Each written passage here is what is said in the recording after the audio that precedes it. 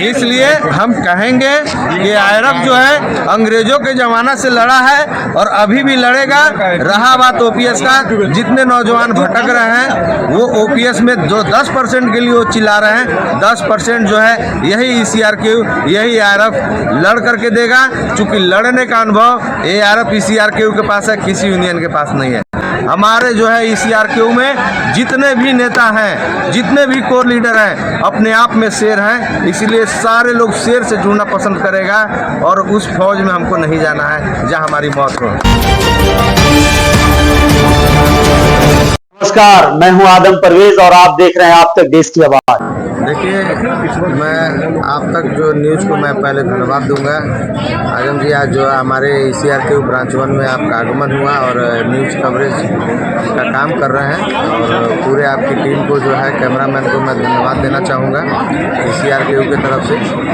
रही बात जन सलाब का, तो मैं पहले भी दोहराया इस बात को कि बहुत सारा यूनियन जो है अपना नामांकन किया और आदमी जो है उनके पीछे नहीं है, न कर्मचारियों का हुजूम है। और जब हमारे महामंत्री जी जो है जब नामांकन दर्ज करने गए आपके हाजीपुर जोन में, तो 4000 लोगों का जनसैलाब था। और ये इंगित करता है, ये इशारा करता है कि सीआरक्यू जो है बहुत ही बड़ी जीत हासिल करने जा रहा है, प्रचंड बहुमत से। हाँ, प्रचंड बहुमत से। मैं आपको 2 मिनट में बता देना चाहूँगा कि मेरा जो एआईआरएफ है, ईसीआरक्यू है, किसी भी राजनीतिक पार्टी का संगठन नहीं है।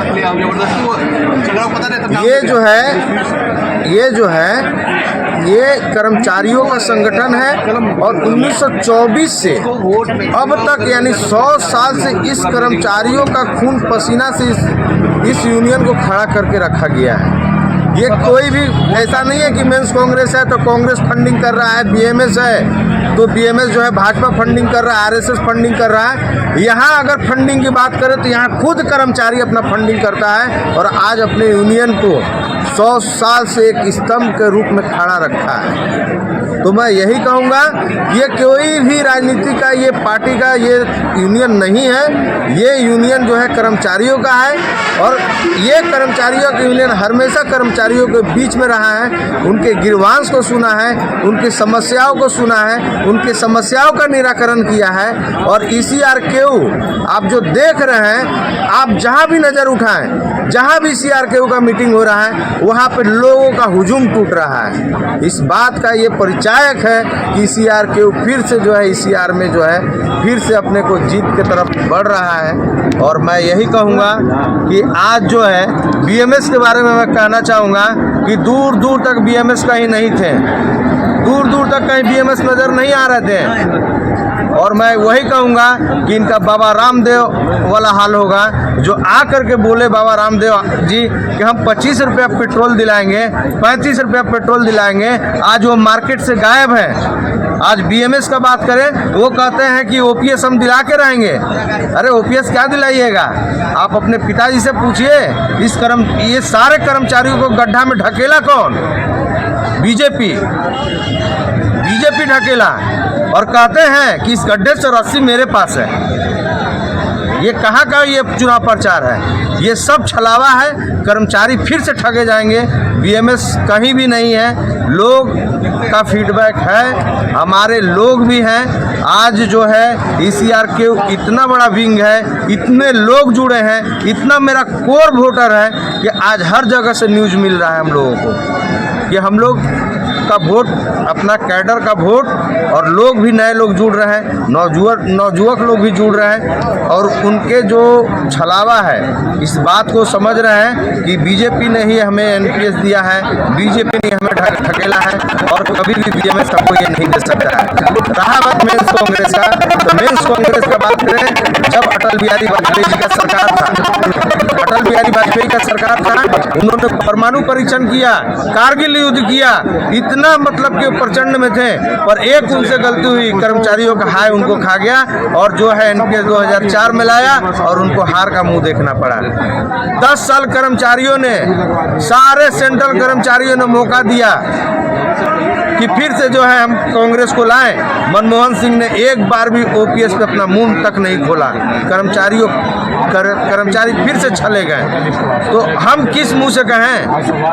आपको जब लड़ाई लड़ना था तो आप 10 साल के समय दौरान में आप ओपीएस लागू करा करके आज इतना पोस्टर बैनर झंडा पटाखा जो प्रचार हो रहा है आज उसको बंद हो जाता। आप अकेला लड़ाई था, आपका एक तरफा लड़ाई हो जाता। अगर कर्मचारियों को ओपीएस दिला देते हैं तो आज लड़ाई लड़ने की कोई जरूरत नहीं थी, आपको प्रचार करने का कोई जरूरत नहीं था, पोस्टर बैनर लगाने का जरूरत नहीं था, चुनावी कैंपेन करने का कोई जरूरत नहीं था। पर आज वो 10 साल जब उनकी सरकार रही नहीं दिए। हम अभी भी कहते हैं कि बीएमएस आज चुनावी ताल ठोक रहा है। बीएमएस अगर जब उनकी सरकार है, भाजपा की सरकार है, तो ओपीएस दिला करके चुनावी में आते तो हमें लगता है कि एक तरफा वो जीत जाते, पर ये संभव नहीं है। एआरएफ जो है ईसीआर के हुआ है 100 साल का जो यूनियन है कर्मचारियों द्वारा बनाया गया है। ये अंग्रेजों से लड़ाई किया, अंग्रेजों के साथ लड़ा।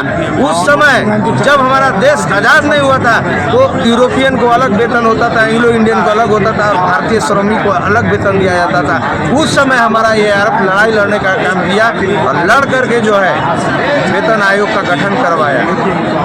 आज जो हम लोग वेतन आयोग बोलते हैं आज एआरएफ का ही देन है। डीए आज उसी ने दिलवाया, छुट्टी का प्रावधान उसी ने करवाया, पास का प्रावधान उसी ने कराया, महंगाई भत्ता उसी ने कराया। जब 1945 में द्वितीय विश्व युद्ध में जब मुद्रास्फीति हुआ, महंगाई दर चरम पे हो गया, कर्मचारियों का वेतन कम कर दिया गया। उस समय आप देखिएगा तो उस समय कर्मचारियों का वेतन बढ़ाने के लिए एक अलग से वेतन आयोग का गठन करवाया। एआरएफ की ये लड़ाई है। एआरएफ के जितने भी हमारे कामरेड हैं लड़ करके वो जो है महंगाई भत्ता दिलाने का काम किए जो आज डीए के रूप में हमें मिलता है। पीएनएम की बात करें, कालका में जो है टूल्स डाउन कर दिया, जितने वर्कर से जितने वर्कशॉप में टूल्स डाउन कर दिया। उस समय हमारे साथी 5 शहीद हो गए और मानना पड़ा जब रेलवे बोर्ड के चेयरमैन को नोटिस देना था, उनको देना था कि संबंध के हाँ भाई हमारा ये समस्या है, उन्होंने लेने से इनकार किया और तीव्र आंदोलन हुआ। एआरएफ जोर से आवाज उठाया और उसमें 5 हमारे जो है कामरेड जो है शहीद हुए, तब जाकर के पीएनएम जैसा प्रावधान आया।